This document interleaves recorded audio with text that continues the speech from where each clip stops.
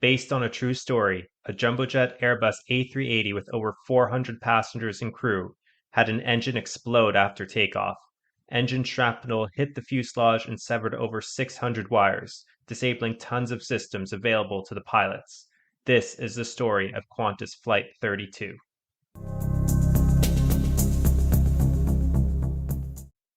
November 4th, 2010. 440 passengers, 29 crew boarded a jumbo jet Airbus A380 at Singapore's Shanghai airport. The flight was on a layover from London, stopping for 2 hours to refuel. The airline was Australian Qantas, and the plane was bound for Sydney, which would take another 7.5 hours to reach. Little did everyone boarding the plane know that they would never make it even close to Sydney. The aircraft was 2 years old, the first A380 that Airbus delivered to Qantas. A marvel of engineering, the A380 is the largest commercial passenger aircraft ever built and at the time was the pinnacle of aviation industry. With four engines, the aircraft had massive redundancies across all platforms, including computers and thousands of sensors with all of the information displayed in the cockpit. At the time of the incident in 2010, the A380 was proving itself to be safe and reliable, but this incident would cast doubt on its reputation. Under normal circumstances, the A380 is flown by two pilots. However, on this day, there were five pilots in the cockpit. Along with the captain and first officer, there was a relief pilot, a check captain in training, and the check captain trainer. A check captain is supposed to evaluate the performance of the crew.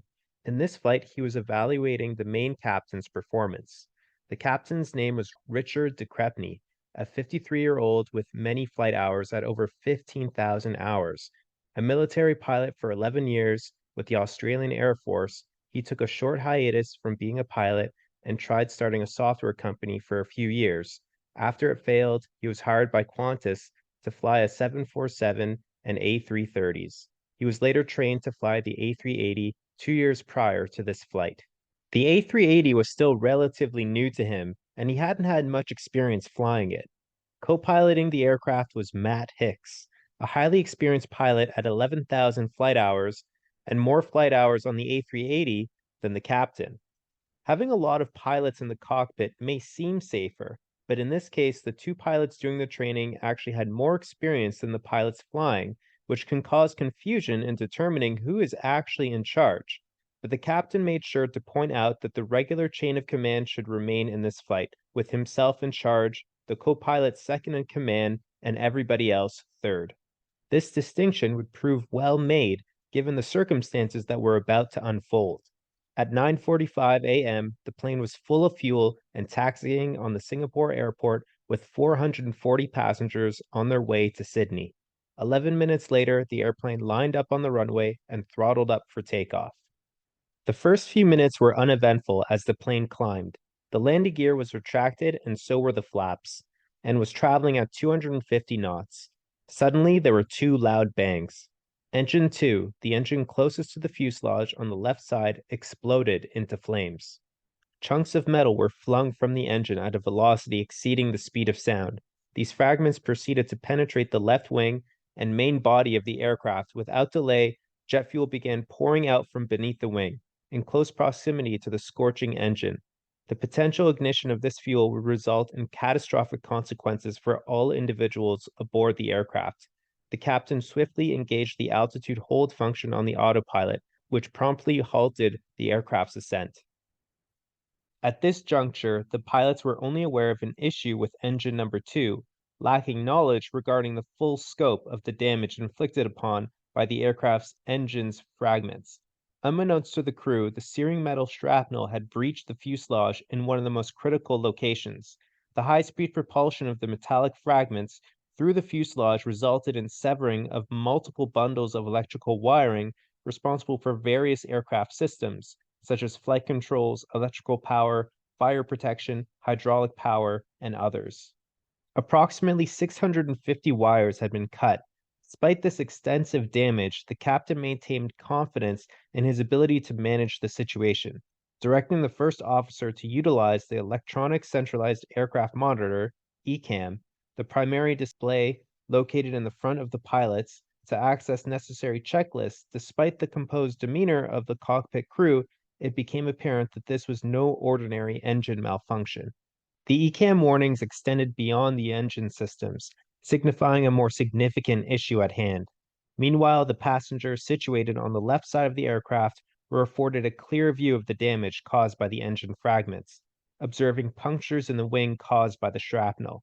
From their vantage point, the passengers could also observe the fuel flow from underneath the wing streaming back from the aircraft.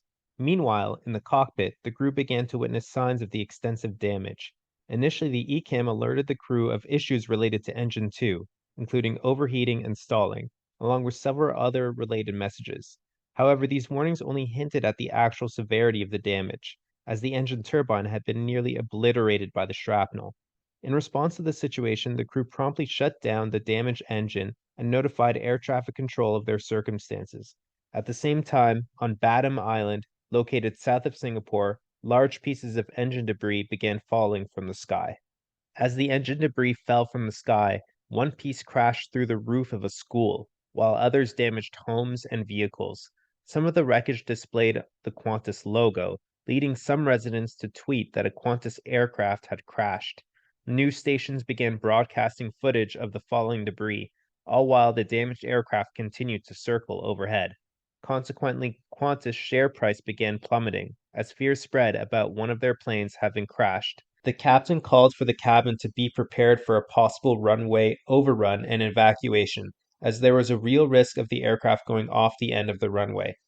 The passengers felt nervous as the plane approached the runway over the sea, while the pilots faced a critical moment of truth, questioning whether their landing calculations were accurate and if they can control the plane on the ground and stop it in time. The safety of everyone aboard relied on the captain's ability to land precisely and bring the damaged plane to a halt before the runway's end. The plane landed quickly, and the captain applied the brakes and reverse thrust only on the working engine. The first officer suggested using maximum manual braking, but the captain already used this method.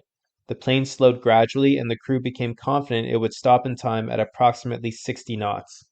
However, after stopping 150 meters from the runway's end, the left wing continued spilling fuel, posing a new danger to passengers and crew. The fuel began pooling beneath the airplane and spreading close to the wheels, raising the temperature of the brakes to over 900 degrees Celsius. A potential fire could break out if the fuel met with the white-hot brakes. The fire brigade warned the crew that engine 1 was still running, despite their attempts to shut it down, and 3 tons of jet fuel spread across the runway. The captain faced the difficult decision of whether to evacuate the passengers immediately or keep them on board, risking a massive fuel explosion. After considering their options, the crew decided the safest place for passengers was inside the plane, with thousands of kilograms of fuel and running jet engine outside. However, if a fire erupted, the cabin must be evacuated immediately. The captain made a coded announcement over the PA system, instructing the cabin crew to prepare for an imminent evacuation.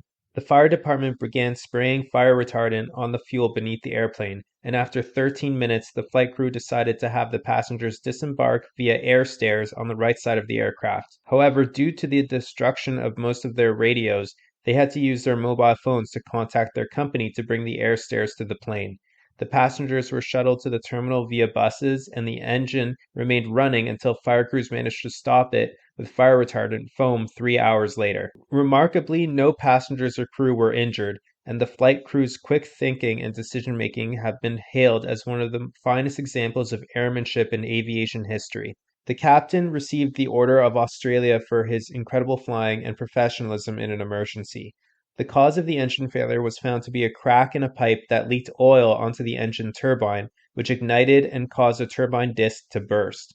This rare event is known as an uncontained engine failure, and it was fortunate that none of the engine fragments penetrated the passenger cabin. The damaged aircraft was repaired at a cost of millions of US dollars and is still operational with Qantas today. Thanks for watching, and if you like this video, please subscribe, and I'll catch you on the next flight.